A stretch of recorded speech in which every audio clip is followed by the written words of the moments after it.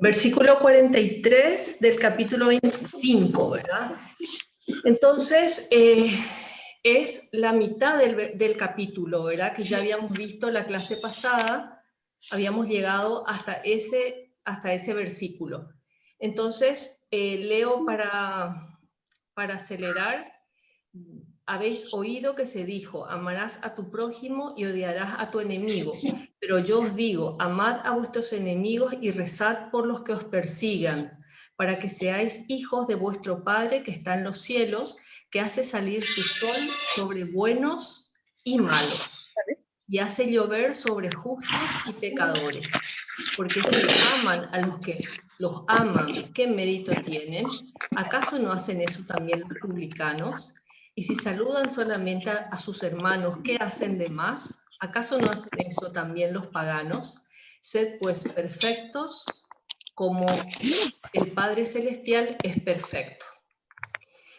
Entonces, esta es la síntesis prácticamente de este capítulo, del capítulo 5, e incluso de los capítulos, de los otros capítulos que vienen después, ¿verdad? Que son los capítulos del reino de Dios, ¿verdad? Y el tema es que en el pueblo hebreo, lo que imperaba era la ley del talión, ¿verdad? La ley de la venganza. Antes que la ley del talión, la ley de la venganza. Y a veces en la venganza se excedían en lo que le habían hecho, ¿verdad? En lo que habían recibido, perdón. Entonces, ahí vino la ley del ojo por ojo, diente por diente, que es la ley del talión.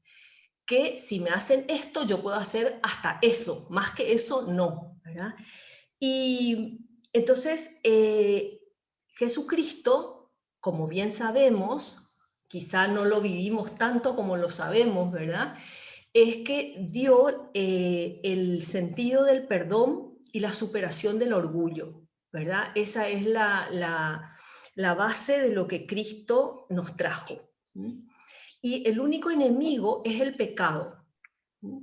Pero hay una diferencia que a nosotros los seres humanos nos cuesta mucho hacer, que es la separación, o no separación, sino el trato con el pecado y con el pecador. El pecado hay que odiar, pero no al pecador. El enemigo es el pecado, pero no el pecador. Y a veces nosotros lo que hacemos es identificar pecado y pecador. No sé si me siguen. Y otro problema que había en la época era que lo que hacían los rabinos, que eran los que sabían las leyes y los que dirigían las oraciones y los ritos que tenían, decían que el prójimo era otro judío, solamente otro judío, o sea, los extranjeros o las personas de otros lugares no eran considerados prójimos. Y eso Jesús también corrige y les dice, todo ser humano es el prójimo. Todo ser humano es el prójimo. Y salgo de pantalla completa. Voy a habilitar mi internet, perdón, en un ratito, que no hice eso.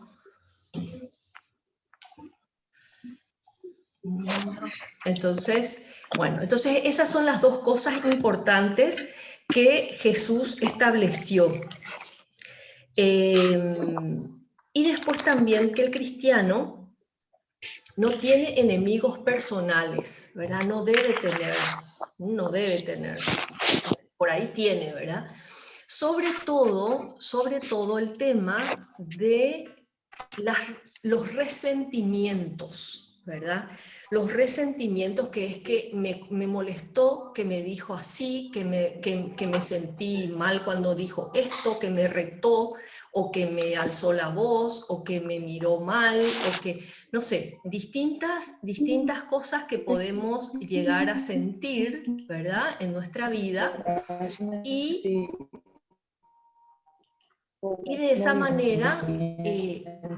manera nos sentimos... Sonia. ¿Hola?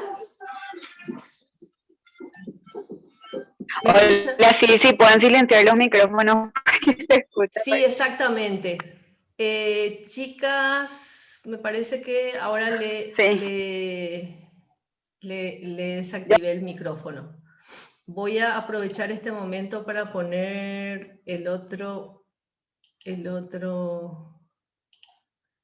para conectar mi celular y ya, ahora sí ya estamos. Entonces estábamos en esta parte que es muy importante y yo por lo menos estoy medio distraída, así que probablemente ustedes también están un poco distraídas. Entonces, acá acabamos de leer, para las que se unieron después, acabamos de leer el versículo 43 del capítulo 5, que es, amarás a tu prójimo y odiarás a tu enemigo, es lo que se dijo, ¿verdad? Entonces Jesús dice, pero yo os digo, amad a vuestros enemigos y rezad por los que os persiguen, para que seáis hijos de vuestro Padre. Entonces decíamos que a nosotros probablemente no nos van a perseguir, ¿verdad? No nos van a perseguir, no nos van a odiar, o nosotros no odiamos a nadie, ¿verdad? Que bueno, nacimos en hogares cristianos, gracias a Dios, pero sí lo que nos puede pasar es esto de tener resentimientos, de guardar resentimientos. Justo vamos a ver un poquito más adelante en el capítulo 6, el Padre Nuestro. El Padre Nuestro, que es donde vamos a estudiar toda la parte esta del perdón, ¿verdad? Pero ya acá, como Jesús nos enseña esto, ¿verdad? Y nos enseña con su propia vida, porque él lo que hizo fue, él lo que hizo fue perdonar a los que le estaban crucificando, ¿verdad? Esto se dice pronto y nosotros nos acostumbramos a eso, ¿verdad? A que él le diga a su padre en ese momento, Padre, perdónales porque no saben lo que hacen, ¿verdad? Era la única justificación que podía llegar a encontrar, ¿verdad? No saben lo que hacen, cuando en realidad le estaban matando a Dios mismo, ¿verdad? Y sin embargo les perdona, ¿verdad? Y a nosotras, ¿se imaginan que una persona nos esté, no sé, apretando el dedo en la puerta?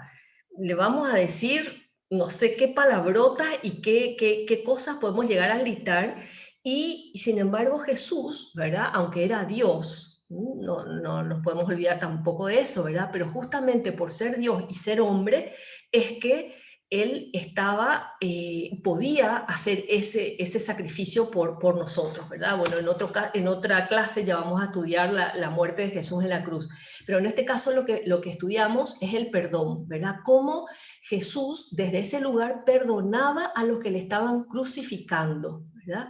Después también otra persona que nos dio mucho ejemplo de perdón es...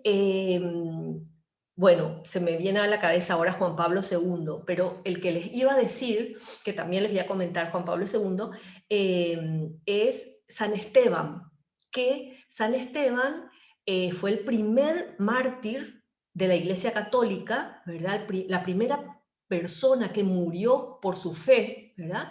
Porque le estaban apedreando y por ser cristiano, ¿verdad? Y él, ¿qué decía mientras estaba muriendo de dolor y de desangrado, ¿verdad? Él decía lo mismo que Jesús dijo, ¿verdad? Parecido, ¿verdad? Padre, Dios, no les tengas en cuenta este pecado. ¿Se imagina nosotros qué diríamos si nos estuvieran tirando piedras para que nos muramos, ¿verdad? O sea, que pongámonos en su lugar y pensemos cómo actuaríamos nosotros, ¿verdad? Ante una mala, eso que les decía, ¿verdad? Una mala contestación, una mala mirada, un reto o no sé, una calumnia incluso de una persona, ¿verdad? Esas son las cosas que podemos llegar a sufrir. Y sin embargo, ver ahí cómo reaccionamos ante esas situaciones, ¿verdad? Porque el distintivo de los hijos de Dios, que somos nosotros, es rezar y amar a las personas que nos persiguen y nos calumnian. ¿Mm? Y me da pena pasar de esta frase, ¿verdad? Porque es tan profunda que da para, no sé, 3 clases enteras, ¿verdad? Bueno, y lo que te decía de Juan Pablo II, a él le intentaron matar. La mayoría de ustedes habrá vivido, si no todas, ese momento que fue muy impresionante, ¿verdad? Cuando en la plaza de San Pedro le tiraron el tiro, ¿verdad? Y que, según dice él, por la fe que tenía, que la Virgen le salvó, ¿verdad? Y, ¿Y qué hizo él? Apenas pudo, salió del hospital y fue a la cárcel donde estaba la persona que le disparó a pedir, a perdonarle, a darle su perdón, aunque él ni siquiera le pidió perdón, obviamente, ¿verdad? O sea, que le fui a saludar como a un hermano al que al que se le perdonó, ¿verdad? Al que le he perdonado, decía el Papa. Entonces, ¿actuaríamos así nosotras? Si una persona intenta matarnos, ¿qué haríamos? ¿Verdad? O sea, que esas son las situaciones en las que a lo mejor no nos vamos a encontrar, pero es bueno que las pensemos, ¿verdad? Que las pensemos para ver cómo nosotras, como cristianos, actuaríamos. Y los publicanos, dice, ¿acaso no hacen eso también los publicanos? Dice acá Jesús. Y el tema es que ¿quiénes eran los publicanos? Eran los que cobraban los impuestos. Eran como los de la SET, ¿verdad? Que te venga al negocio la SED a cobrar impuestos. Aunque distinto, porque en nuestro caso la SED son paraguayos y son personas que están trabajando para, supuestamente, ¿verdad? Para nosotros mismos, para servirnos. Y en este caso, sin embargo, eran personas que eran judíos, los publicanos, pero eran contratados por el Imperio Romano. Eran contratados por ellos para cobrar impuestos que después les entregaban a los romanos, ¿verdad? O sea, que era una locura, ¿verdad? Los romanos, que eran los que les habían tomado su ciudad, digamos, les cobraban a su vez impuestos a los judíos, ¿verdad? Y los publicanos los encargados de recoger esos impuestos y entregarle a los romanos. Entonces, y por si fuera poco, los publicanos ponían una sobretasa para vivir, era lo que cobraban ellos, ¿verdad?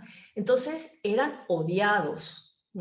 Por eso Jesús les trae a colación la persona de ellos, ¿verdad? Entonces dice, ¿acaso no hacen eso también los publicanos? O sea, querer a las personas que nos quieren es muy fácil y muy sencillo, ¿verdad? O sea, es más, sale solo, sin proponernos, ¿verdad? Si me dicen, fulanita, te tiene mucha simpatía, inmediatamente ya me da simpatía a esa persona también, me produce simpatía y la quiero, ¿verdad? Y sin embargo, si me dice, mira, fulanita, me dijeron de que le caes fatal, ¿no? O sea, inmediatamente esa persona nos cae fatal también a nosotras, ¿verdad? Y sin embargo, Jesús nos enseña a que amemos a quienes no nos aman. Qué difícil. Y solamente se logra con Jesús, con Cristo. Es la única manera, ¿verdad?, de lograr esto. Y el otro capítulo, el otro versículo, dice, el último, que es el resumen, sean perfectos como el Padre Celestial es perfecto.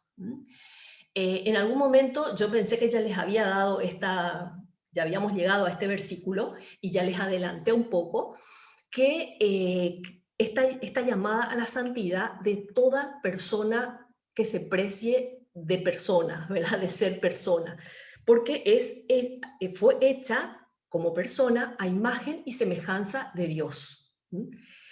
Pregunto a este honorable auditorio, ¿En qué nos parecemos a Dios?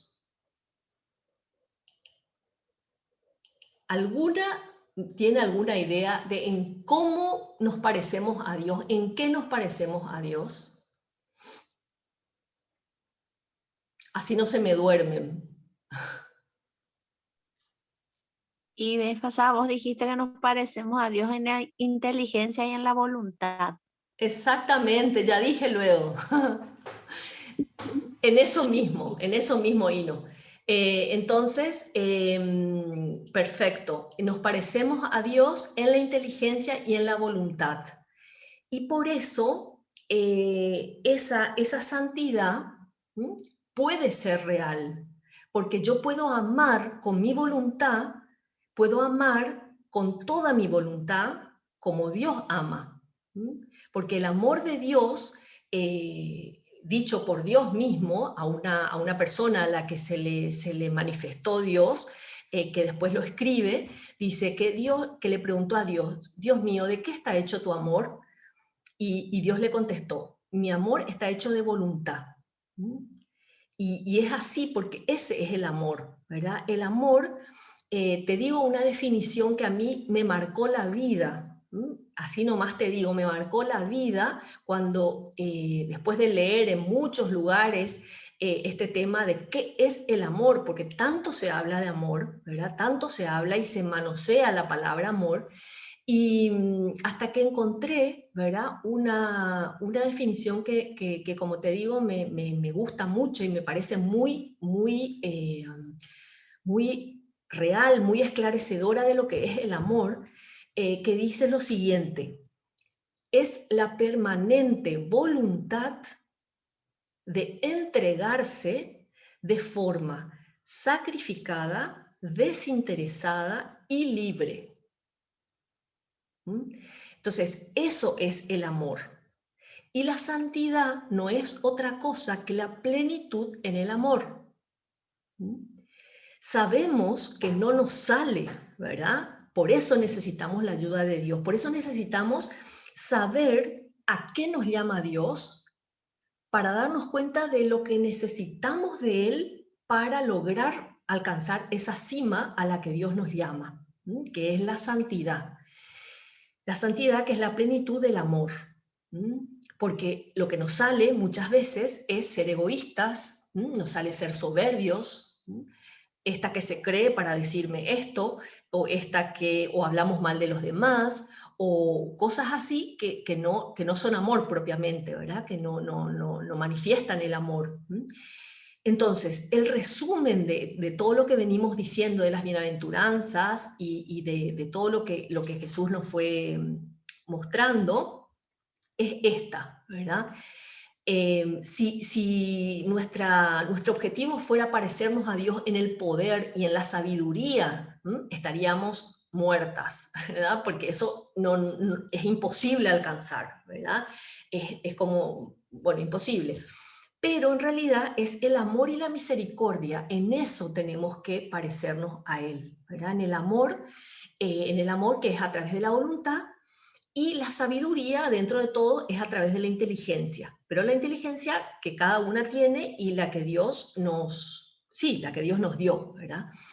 Y es el modelo al que tenemos que tender. Y para tener un modelo, tenemos que conocer ese modelo. Si le conocemos vagamente o superficialmente, va a ser difícil que nos identifiquemos con ese modelo, ¿verdad? Que es Jesucristo. Y tenemos que darnos cuenta de que cuanto más unidas a Dios estemos, mejor vamos a lograr ese parecernos a Él, ¿verdad? Es más, cuando una persona está mucho con otra, nos habrá pasado, ¿verdad? Una amiga o entre hermanas o entre padres, entre esposos, ¿verdad? Que uno está siempre con la otra persona y acaba hablando igual que la otra persona, o acaba de alguna manera siendo parecida a esa persona, a lo mejor incluso sin proponérselo, ¿verdad? Y en este caso nos tenemos que proponer ser parecidas a Cristo, parecernos a Él, amar como Él, tener paciencia, comprender, ¿verdad? Y todo eso cuesta muchísimo. Y por eso somos conscientes de que necesitamos de Dios para esto. Necesitamos la gracia. ¿Se acuerdan de la gracia que decíamos, que es esa inyección, ¿verdad? Esa inyección intravenosa que Dios nos pone para darnos su naturaleza divina a través de los sacramentos, a través de la confesión, a través de la Eucaristía. Entonces, parecernos a Dios. Dice En Camino, este libro de San José María, dice, tú también, a todos sin excepción, dijo esto, ¿verdad? A todos sin excepción, dijo, no, en este caso, a estos no les digo, no, todos sin excepción tenemos que ser santos. Y esta es una afirmación dada por Cristo en los evangelios. Y San José María, muchas ya saben, ¿verdad? Algunas quizá les es menos conocida esta realidad, que Dios eligió a San José María y formó el Opus Dei para formar el Opus Dei, ¿verdad? Lo eligió para que transmitiera esta verdad y enseñara cómo vivirla, que transmitiera la verdad de que tenemos que ser santos todos, todo el mundo, y cómo ser santo en medio del mundo y en medio de los quehaceres ordinarios, en medio de la familia, en medio del trabajo, en medio de la diversión, o sea, cómo lograr esa santidad ahí, ¿verdad? Entonces, después, para que sepamos la historia, ¿verdad? Y cómo se dieron las cosas en el Concilio Vaticano II, que fue en 1964, 65, por ahí, 1960 ¿verdad? Ahí la Iglesia se fijó en este punto de las Sagradas Escrituras y afirmó claramente que todos estamos llamados a la plenitud de la vida cristiana y a la perfección de la caridad. O sea que como que asumió esa realidad de que estamos llamados, porque en la época que San José María manifestó esto, dijo que Dios le pedía que hiciera el Opus Dei, ¿verdad? Le habían dicho que llegaba con un siglo de anticipación, ¿verdad? O sea, que dijera que los casados podían ser santos, que las personas casadas, que las personas que trabajaban en cuestiones económicas, en cuestiones de dinero, de los bancos, ¿verdad? Era impensable, ¿verdad? Y ahora es muy normal. Gracias a Dios eso se extendió, ¿verdad? Se extendió a toda la Iglesia y estamos todos buscando lo mismo, que es lo que Cristo quiere, ¿verdad? En su Evangelio quiere que todos busquemos la santidad, que todos nos enteremos y que todos lo vivamos, ¿verdad? Entonces, con ese amor, o sea, siempre a mí me parece que cuando decimos caridad se puede confundir con ese dar cosas. Ya lo dije, me parece que en clases pasadas. Caridad, enseguida, por favor les pido que cambien en su mente por amor, ¿verdad? Caridad es igual a amor. Esa es la caridad que Dios nos pide, no es la caridad de dar lo que nos sobra o de dar, sí, cosas a las personas, sino que darnos a nosotros mismos. Esa es la caridad máxima, ¿verdad? Después, por supuesto, hay manifestaciones de diversas formas y de diverso tipo de caridad, ¿verdad? Bueno, ¿y qué más les digo? ¿Hasta aquí tienen alguna consulta, alguna pregunta? ¿Algo que quieran que les aclare?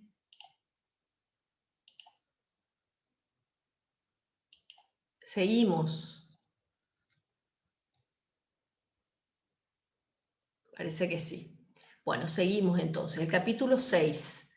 El capítulo 6 habla de la rectitud de intención.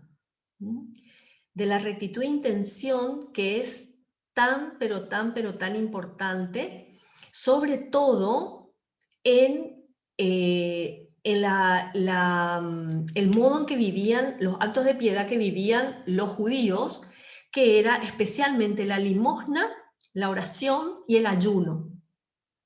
eran los 3 modos en que vivían la piedad los judíos, ¿verdad? Entonces, rectitud de intención en estas cosas. Después, confianza en la providencia paternal de Dios. Es el otro punto del que habla este capítulo. Y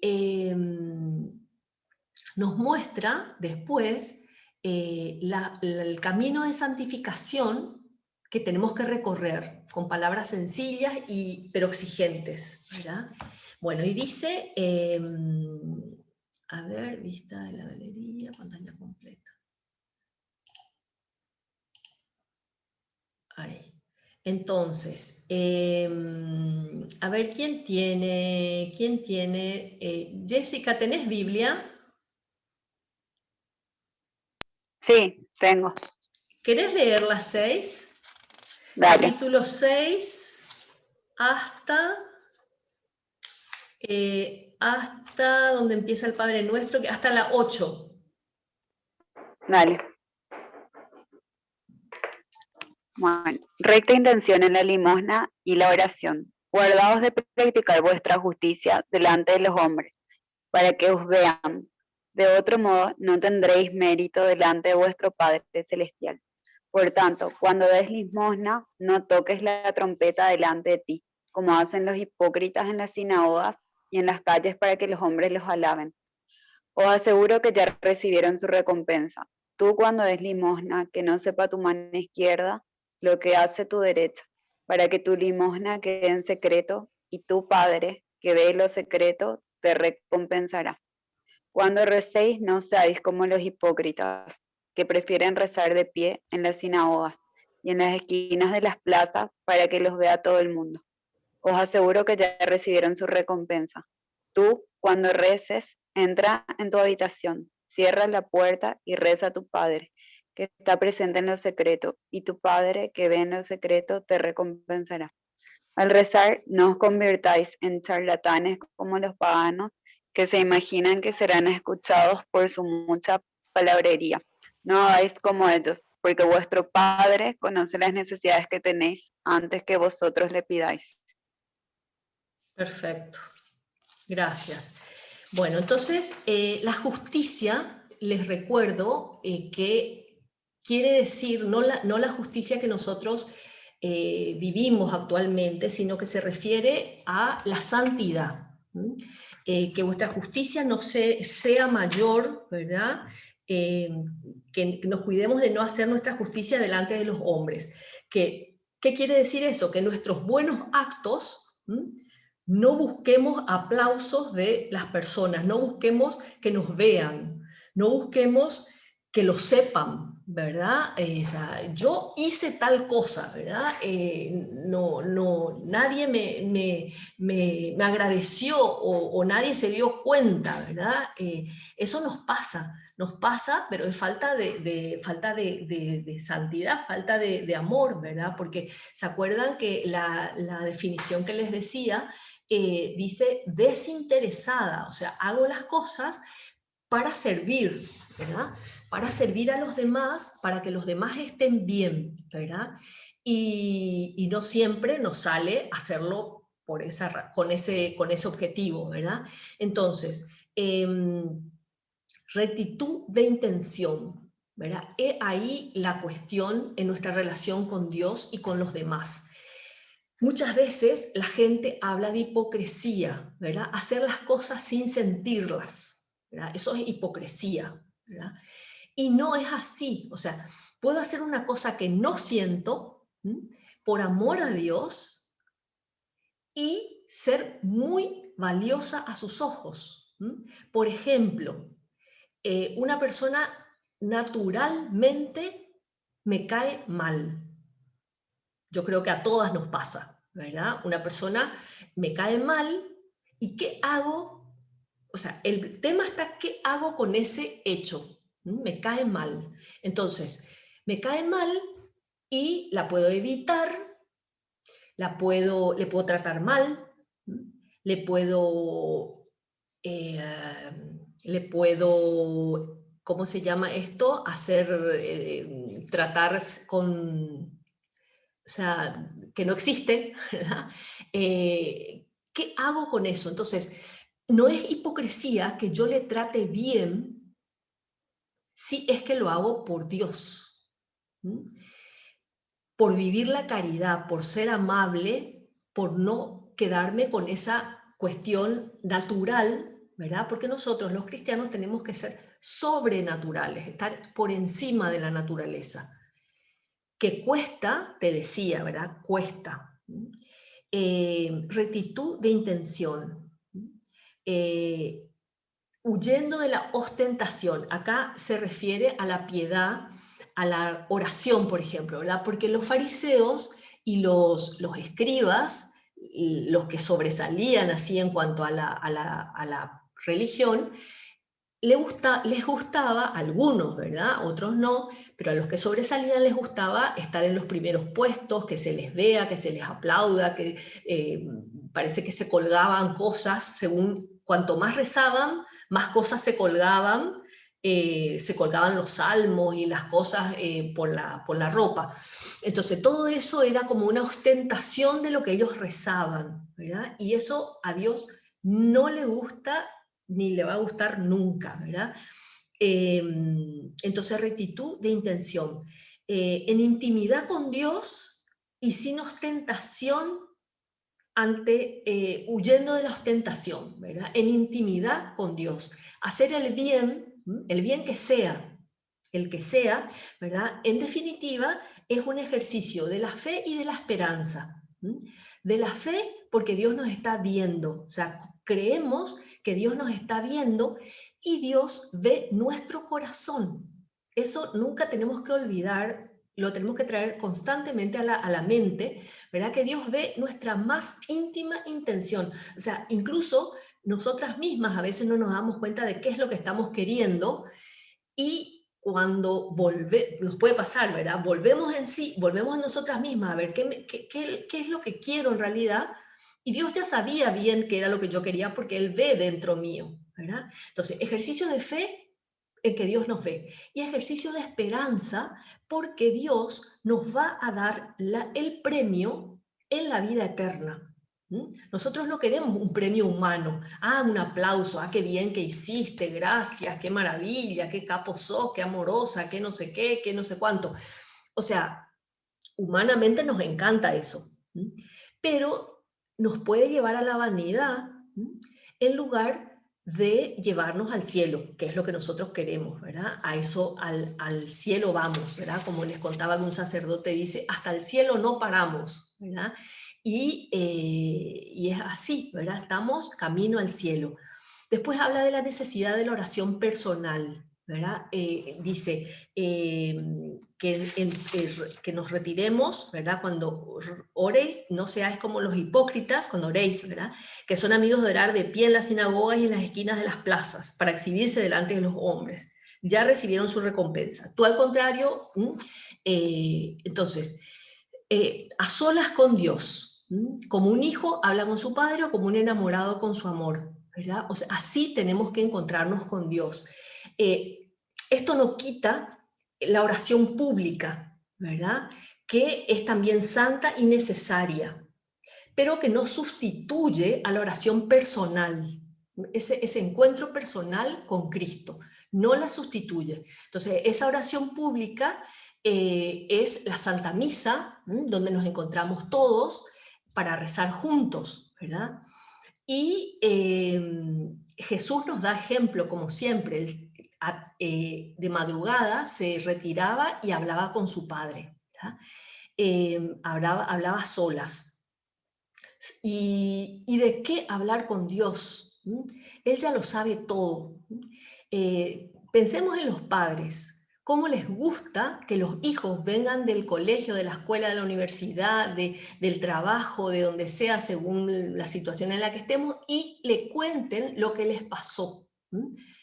La mayoría de las cosas ya las sabe, pero le encanta porque es manifestación de confianza, de cariño, y además como nos quiere Dios y como los padres nos quieren, les gusta saber los detalles de nuestra vida, ¿verdad? Dice en Camino, dice San José María, hablar con Dios, ¿de qué? Dice, de él, de ti, alegrías, tristezas, preocupaciones, o sea, todo lo que nos pasa. Bueno, entonces, después nos dice que no hablemos de más, no seamos charlatanes, ¿verdad? Hay gente que es muy charlatana y que no puede parar de hablar, ¿verdad? Esa gente le debe costar hacer oración.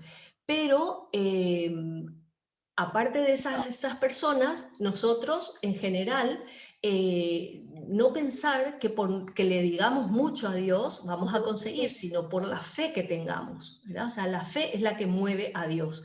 Es la fe la que le hace decir,